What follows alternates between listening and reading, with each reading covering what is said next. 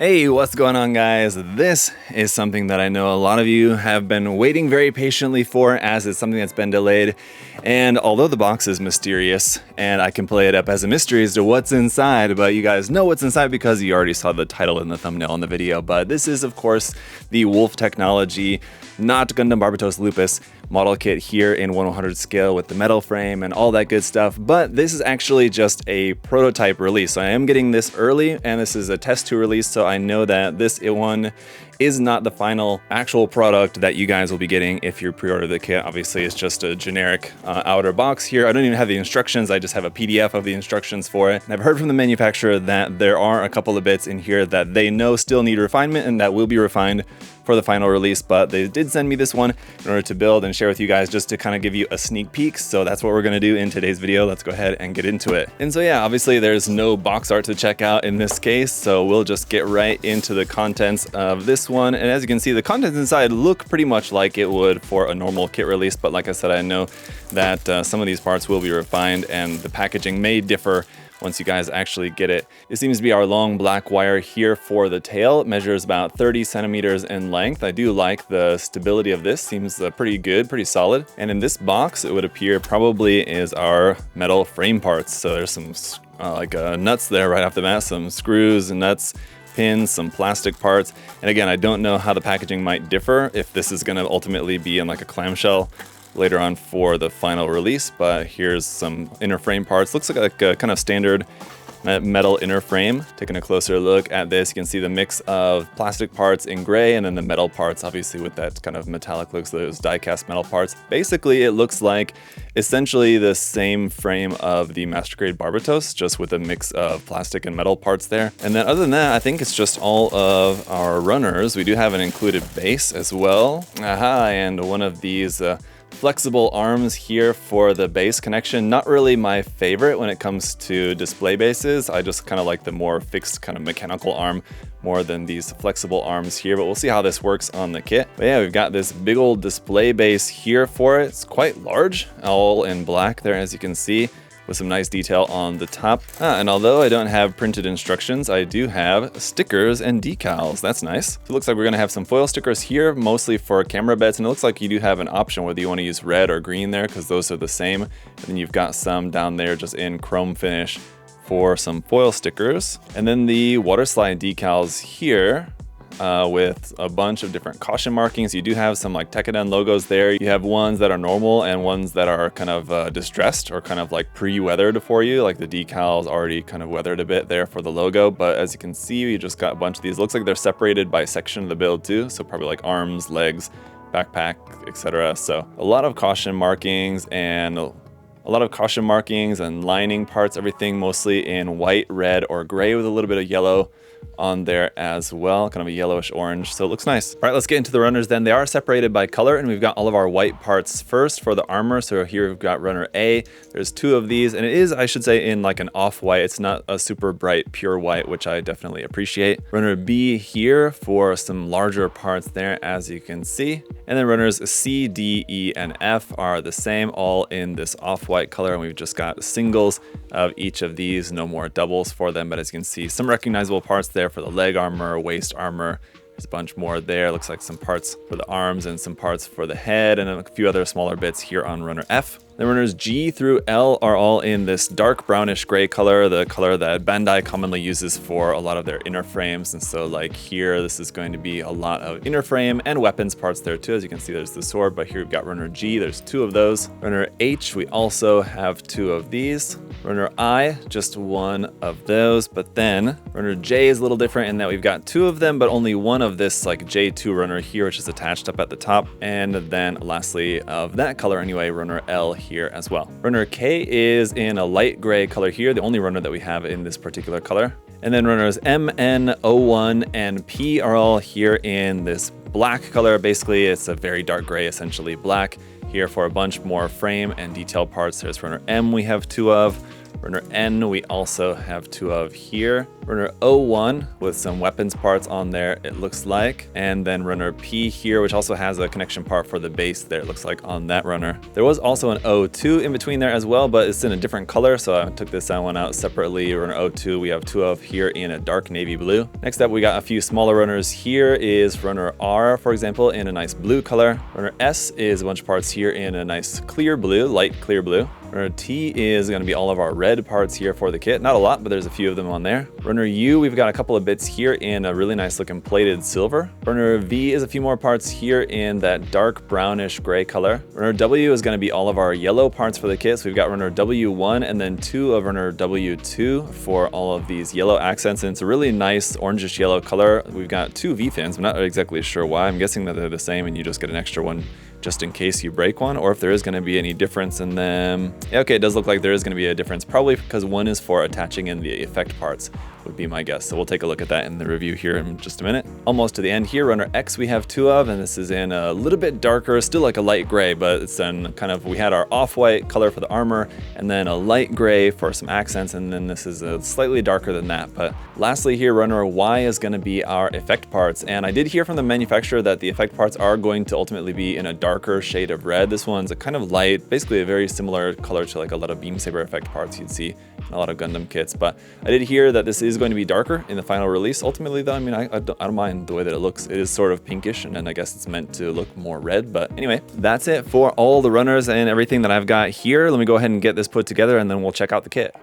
Alright guys, and here is the kit all built up. It looks awesome, and the build experience on this was actually really nice. I didn't have any issues with it at all, even though I was warned from the manufacturer with this being a test copy that I might, and that there's going to be like final refinements that are going to go into it before you guys are going to get the kit, but I didn't have any issues with it at all. So even if there's no refinements done to it after this, I think you guys will have a thoroughly enjoyable experience with this one as well. Plus the fact that you'll get like full box art and the full actual manual and everything else. So honestly, really impressed by this. It feels really nice in hand, very pokey. You have to be careful handling it, but it's got a really nice weight to it and everything. So let's go ahead and dive in and check it out in a bit more detail. So first off, for the accessories, we do have this action base connector, which we're going to use for connecting this to the included base, but you can also use this with a Bandai action base if you want. As you can see, it's the same size. It's just going to fit up underneath the hip section, and then it's going to fit into the top of our flexible arm here, which is going to be then connected into this large base plate that we have, and it is rather large, with the measurements on this being about 23 by 29 centimeters side to side. And just to show you like what the kit is going to look like on top of it, the kit is pretty standard master grade 1/100 scale size. I think it seems to be in the right size for the scale, but the stand is certainly going to take up a lot of shelf space there, as you can see, at least a lot of surface space, and also a lot of vertical space too, just because this arm here on the top is rather long. And I mean, you can kind of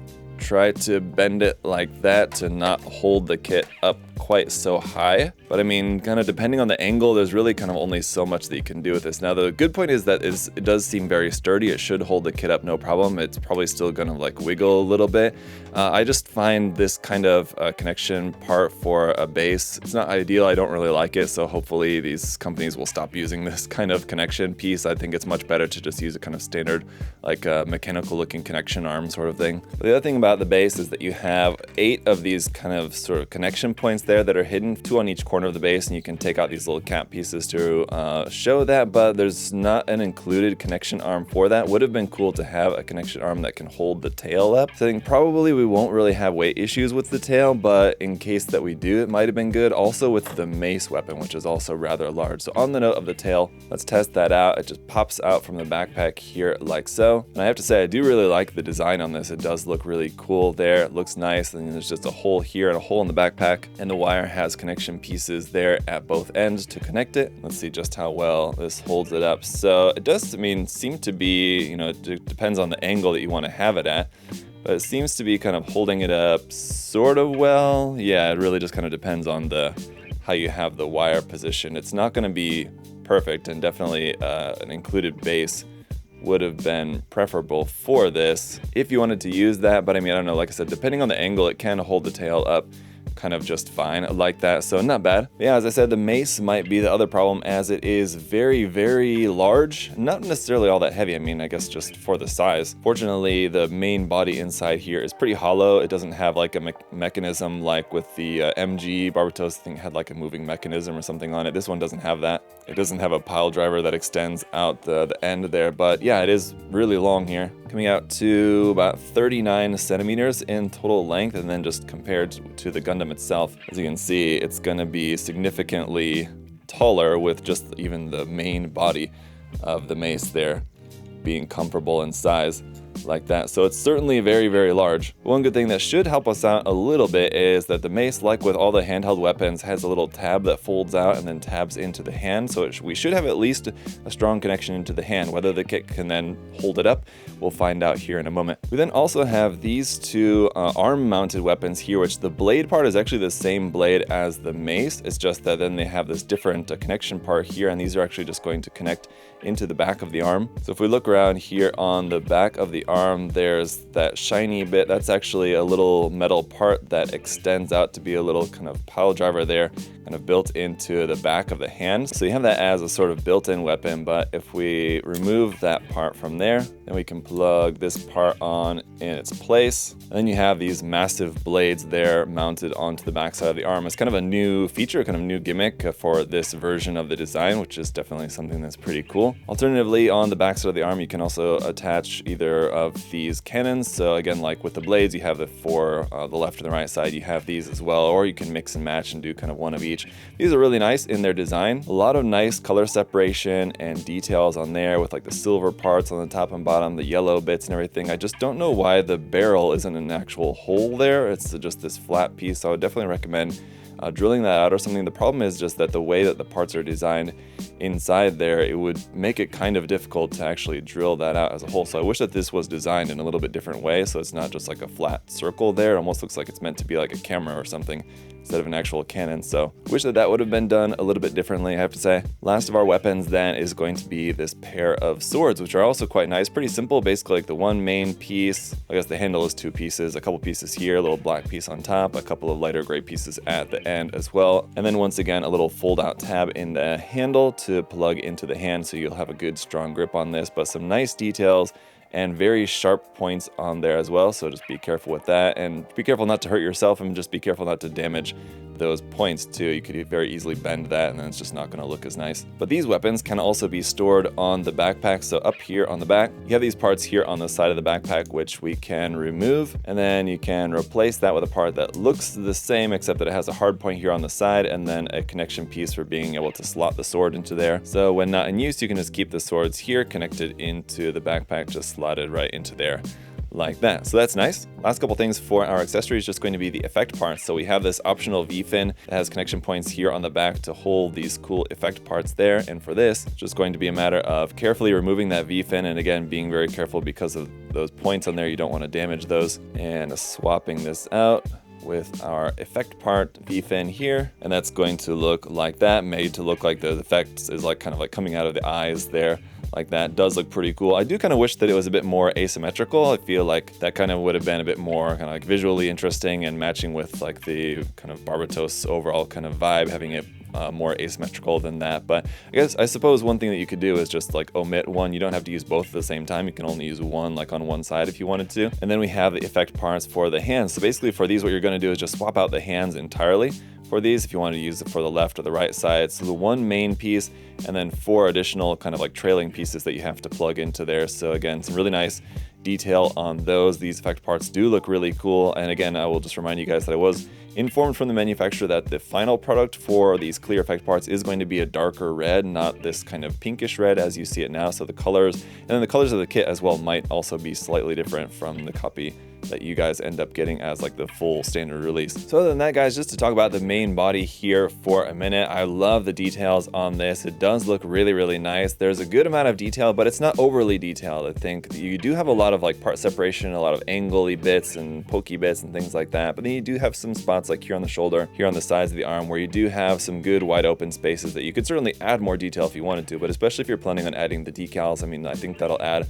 more than enough detail for you. So I think it's a good level of detail detail that we have on this mix of, you know, surface level detail and then also part separation and just some really nice quality parts around. Overall, really nice design on this. The clear parts are a bit of a mixed bag, as some of the clear parts are more easily seen than others. Like here on the knees, they look pretty nice. You do have clear parts here on the side of the arm as well. That little tiny, like what looks like a little black, very dark bit right there, that is an actual clear part there on the sides of the arms. And then you do have a clear part for the eyes as well, but I did opt to go ahead and put the stickers on there. You do have some stickers for this. The only stickers that I use is just the ones for the eyes. You do have those eye stickers available in red as well if you prefer, if you want to have it in like a kind of more berserk mode sort of look there. And I also think that the mix of metal and plastic parts on the inner frame is really nicely done. It's using the metal parts to make some really nice metallic accents along the frame without the frame looking like it's all kind of made of metal. There are certainly bits of it in there, but as someone who's not necessarily a big fan of like metallic inner frames, I do like the level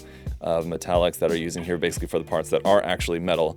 You know, there's some here and there, but it's not like overpowering the look. And for me personally, I do really like that. Just like in the wrists, you do have little pile driver bits that come out at the back of the ankle there as well. And again, that's an actual like metal nail sort of part essentially that just slides down there. And another aspect that I really liked about the build was actually building the backpack. I was actually pretty impressed with just the design and the look of the backpack. Again, there's clear blue parts inside there that are kind of hard to see, but then you also have bits like that tiny little red accent in there. That's an actual separate red piece that goes in from behind just to give you that little bit of red on there. So it was really nice kind of attention to detail even here on the backpack, which you might think is a bit of an afterthought. You know, it's on the back of the Gundam, not really a focal point, but it did come out looking really nice. The back skirts even there as well. There's a couple more clear blue parts there I should mention. And obviously with the frame of this one being based on the inner frame of the Master Grade Barbatos, you can expect that the articulation is going to be really nice. So you'll see that once we get into trying out some poses with this here in just a minute. It is going to be pretty stiff here. I should have bent this a little bit more before assembling it, but as you can see, we get a nice knee bend there with separation of that part there at the back. The knee kind of separates from these parts that are connected on like the side of the knee joint there essentially. And the part down here above the ankles also move. There's a clear blue part in there as well, I almost forgot. So that's what I'm saying, like a lot of these clear blue parts you just kind of almost can't even really see. There's a little bit of that in there as well. So toes are nice, very sharp. It's a couple of parts there. You will not have a whole lot of bend here at the toe, unfortunately, just like a little bit of up and down there, but like with other versions, the side to side bend here will be really nice. So you'll be able to get like a really wide stance while keeping the feet flat on the ground. Here at the chest, for those of you who do like opening cockpits, the cockpit still does open on this. You can open up these parts here. I think that red part there at the top is even meant to slide back even more than that, but you do have a cockpit inside and no seated pilot figure inside there, but you do have the detail of the cockpit inside there like that. One other thing to note here on the articulation of the hands and just these hands in general, again with these really sharp pointy parts, you want to be really careful not to either hurt yourself or bend those tips, those really sharp pointy tips, so just be careful with that. But basically these are made up of a ball joint at the base and then a hinge between the gray and the yellow parts there like that for the hands. So with these not really being the best design for actually like gripping weapons, I'm glad that they decided to include the little tab in the hand there for plugging into the weapons just to give us a little bit additional security when gripping the handheld weapon. So let's go ahead and try it out. And I will try out a few poses here on the included base, but again, it's actually kind of the one thing that I'm kind of the most disappointed with this. I'm not a huge fan of the base, so I would recommend you guys that if you don't want to keep the kit quite up so high as this base holds it, and also the base again takes up like a lot of surface space there, you could opt to just have it standing on the base as another option. Otherwise, getting just a Bandai action base will also hold this up pretty well. But other than that, I gotta say, thoroughly impressed with this kit. And again, getting this as a test kit, you know, early, and this is not the final version of the kit, although it does seem to be like pretty much the final version. I get the sense that they might have like a little bit of retooling, as I've been told